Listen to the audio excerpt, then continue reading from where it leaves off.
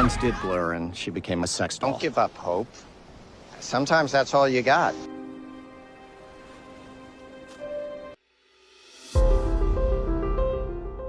Assalamualaikum warahmatullahi wabarakatuh. Semoga kita semua selalu sehat, diberikan kebahagiaan, serta dimudahkan rezekinya. Kali ini Mimin akan melanjutkan cerita dari film The Last Man on Earth season keempat. Jadi yang belum menonton part sebelumnya, sangat disarankan untuk menontonnya terlebih dahulu karena ceritanya saling berkaitan. Dan kalau sudah, seperti biasa, ambil kopinya, siapkan posisi nyaman, kita langsung saja masuk ke ceritanya.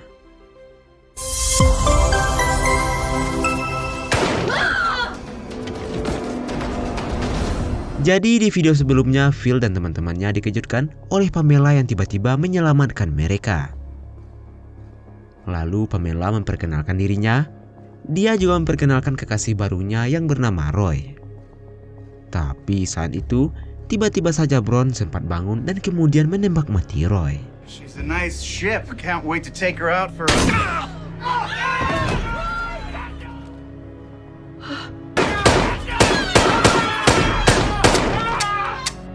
Roy, baru juga dapat peran, malah mati kena tembak. Dan melihat itu Pamela pun langsung menembak Bron secara beruntun. Setelah itu Phil dan teman-temannya membuang mayat Roy ke laut. Namun saat itu Phil masih geram kepada Bron. Lalu ia meletakkan kepala dan tubuh Bron di atas motor ski secara terpisah.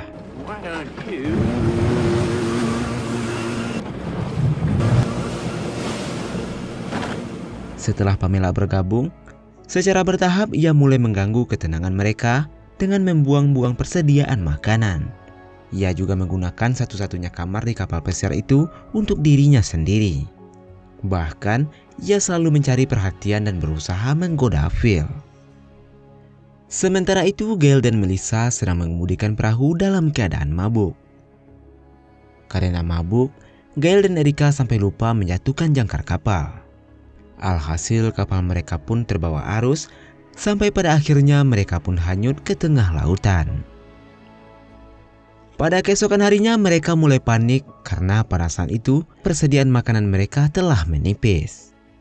Namun beruntungnya mereka melihat sebuah pulau kecil tidak jauh dari sana. Karena kondisi perairan yang dangkal, mereka pun memutuskan untuk pergi ke sana dengan menggunakan sekoci karet. Phil dan Pamela bertugas melepaskan tali skoci, namun tanpa diduga tiba-tiba Pamela memukul Phil hingga pingsan. Sorry, I overheard what you said about cutting. Pamela pun menjalankan kapal menjauhi mereka dan berniat untuk menculik Phil. Pamela menculik Phil karena ia sangat menginginkan seorang pasangan. Sementara Todd dan yang lainnya telah sampai di pulau itu. Di sana mereka dikejutkan oleh seorang pria yang tampaknya hidup sendirian. I'm going home. I'm going home. Was. What do you mean? Probably looks like to you, but this is not a sex doll. Di atas kapal, Phil mencoba menipu Pamela dengan mengatakan kalau ia sebenarnya tidak mencintai Carol. Namun sayangnya, Pamela tak percaya begitu saja dan langsung pergi meninggalkan Phil. Di saat Pamela lengah, Phil mencoba membuka ikatan tali menggunakan gunting kuku yang pada akhirnya Phil pun berhasil bebas dan kemudian mengambil anjing kesayangan Pamela untuk disandra. Pamela pun akhirnya menyerah dan meminta maaf kepada Phil. Namun mereka saat itu telah berada di tengah lautan dan mereka juga tak tahu pulau tempat teman-temannya berada. Sementara itu di pulau, pria asing itu memperkenalkan dirinya dan diketahui pria itu bernama Glenn. Glenn bercerita sebelumnya ia adalah seorang kapten kapal dan dirinya telah terdampar di pulau itu selama 5 tahun. Ternyata Glenn telah terjebak di sana sebelum virus menyebar. Dan dirinya juga tak tahu tentang kepunahan masal itu. Karena itulah Glenn sangat bahagia dan berharap mereka dapat membawanya bertemu dengan anak-anaknya. Dia juga menunjukkan pada Carol sebuah api sinyal yang telah ia simpan untuk memberi petunjuk pesawat atau kapal yang lewat. Tapi Carol mengatakan padanya bahwa akan lebih baik digunakan api itu untuk memberi petunjuk kepada Phil. Dan pada akhirnya, malam itu mereka setuju untuk menggunakan api tersebut. Di saat bersamaan, Phil yang sempat putus asa akhirnya melihat petunjuk yang diberikan oleh Carol.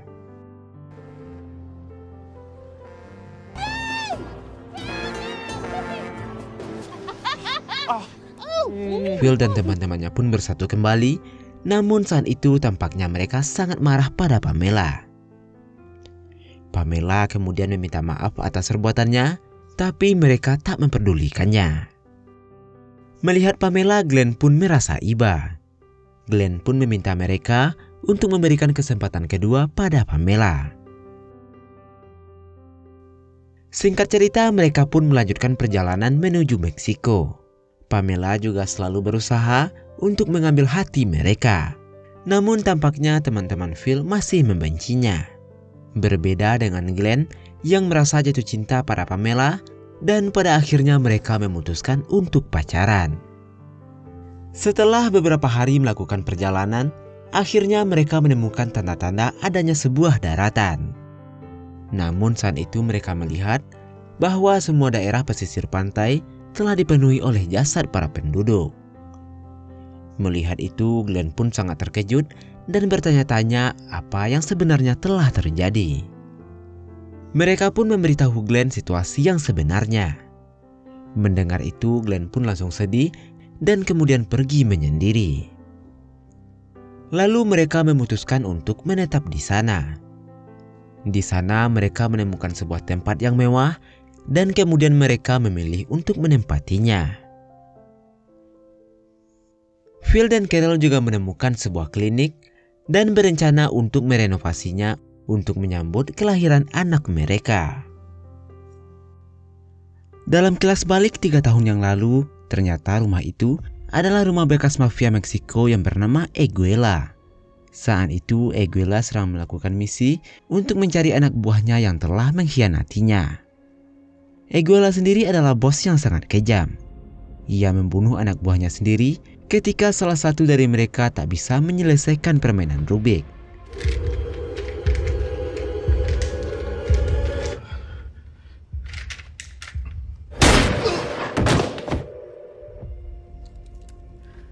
Permainan Rubik itu adalah sistem untuk menyeleksi para anak buahnya. Karena kekejaman Eguela, 2 anggotanya pun berencana untuk membunuhnya. Mereka berdua membuat sebuah bom yang mana bom itu dimasukkan ke dalam Rubik yang biasanya dimainkan Eguela untuk mengisi waktu luangnya. Namun di saat perayaan pesta adat, tiba-tiba polisi menyerbu mereka. Ternyata salah satu anggotanya telah mengkhianatinya. Lalu scene pun kembali pada Phil dan teman-temannya. Setelah mereka bertempat tinggal bersama, esoknya Glenn tiba-tiba memutuskan untuk pergi ke Amerika Serikat untuk memastikan kondisi keluarganya. Melihat hal itu, Pamela pun ikut dengannya karena saat itu Pamela sangat mencintainya. Dan pada akhirnya, Glenn dan Pamela pun berpisah dengan mereka. Karena masing-masing telah mempunyai pasangan, akhirnya mereka pun memutuskan untuk mencari tempat tinggal terpisah. Sementara Todd juga tidak ingin kehilangan momen bulan madunya bersama Melissa. Phil dan Carol memutuskan tinggal di klinik untuk berjaga-jaga jika suatu saat nanti Carol akan melahirkan. Melihat semuanya telah berpasangan, tiba-tiba Erica dan Gail malah menjadi lesbi karena hati mereka berdua juga sama-sama hancur saat itu. Setelah seminggu kemudian, mereka pun tampak hidup bahagia. Phil juga tidak lupa selalu memberikan pendidikan kepada Jasper.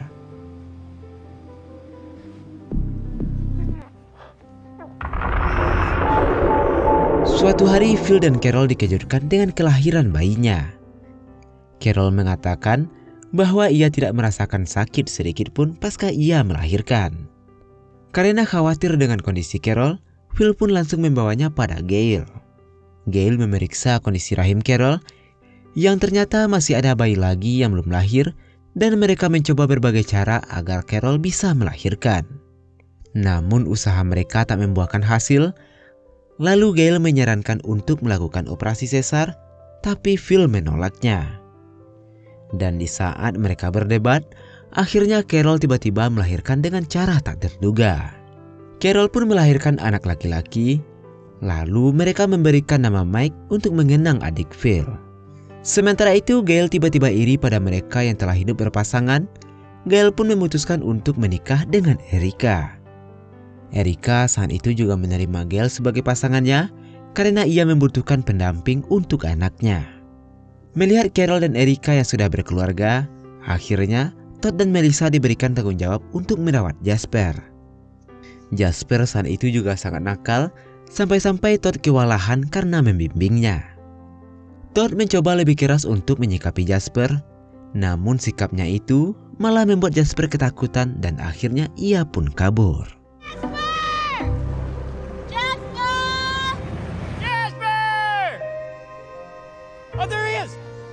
Singkat cerita, mereka pun mulai melakukan pencarian Jasper. Mereka mencari Jasper di daerah penjara Meksiko. Di sana mereka dikejutkan oleh suara sirine polisi yang sangat keras.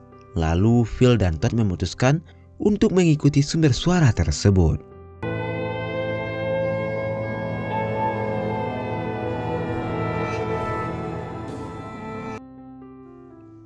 Kemudian scene pun beralih ke peristiwa 3 tahun yang lalu. Pada hari-hari sebelum menyebarnya virus, seorang pria bernama Carl yang merupakan seorang kanibal rahasia saat itu sedang berkencan dengan kekasih barunya yang bernama Zoe. Tapi kencan mereka berakhir menyedihkan karena saat itu Zoe mulai tidak nyaman dengannya. Lalu di keesokan harinya, ketika Carl mengajak anjingnya untuk mencari mangsa baru, tiba-tiba polisi menyerbu tempat tinggalnya. Namun saat itu Carl lolos. Dia mencari mobil baru untuk meninggalkan jejak. Lalu ia membunuh seseorang dan kemudian merebut mobilnya. Okay, so the spare's in here, and you mind helping me pull it? Oh, it's feeling pretty good. I had this. Carl pun kemudian pergi menuju Meksiko untuk menjauh dari jangkauan polisi. Di sana dia memulai bisnis lukisan untuk menyembunyikan pembunuhannya. Saat dia berencana untuk membunuh lagi, pria yang sedang dia lukis tanpa sengaja menemukan kepala terpenggal di dalam kulkasnya. Peristiwa itu memaksa Carl untuk melarikan diri dan menginap di sebuah hotel. Namun di sana polisi menemukannya lalu menangkapnya karena kasus pembunuhan.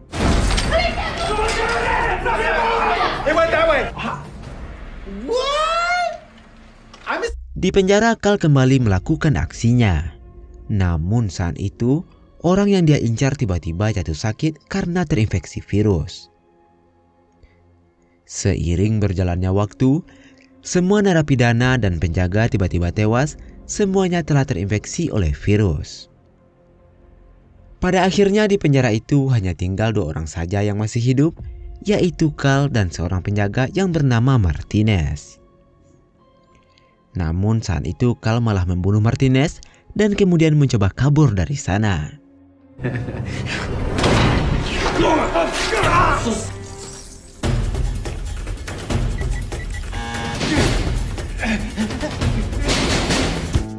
Yeah, but I've been a working man, dang near.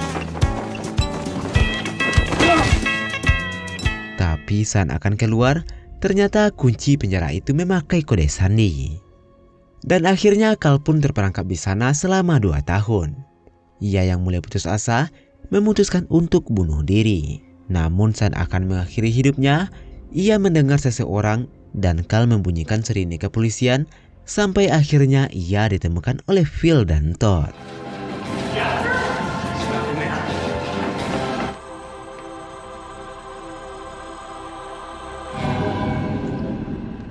Hi, I'm Carl. Phil pun membawa Carl untuk bergabung dengan teman-temannya. Pada awalnya mereka tak ada masalah dengan Carl, namun seiring berjalannya waktu, Phil dan Todd mulai mencurigai Carl. Di sana mereka dikejutkan dengan aktivitas aneh yang dilakukan oleh Carl. Mereka melihat Carl yang sedang memakan mayat di kuburan. Melihat itu, mereka langsung memberitahukan teman-teman mereka dan mereka pun mulai melakukan rencana untuk menyingkirkannya. Lalu di keesokan harinya, Phil berencana akan mengeksekusi Carl. Phil memberi kesempatan Carl untuk menyelesaikan sebuah rubik peninggalan pemilik rumah agar Carl tidak kaget saat Phil menembaknya. 8. Move this around here. 4. This is easily go. Got it! I can't do. Namun di saat ia menyelesaikannya, tiba-tiba rubik itu meledak. Ternyata rubik itu berisi bom. Lalu Phil memberitahu teman-temannya bahwa Carl telah tewas. Mereka pun mengumpulkan serpihan dagingnya dan kemudian memakamkannya.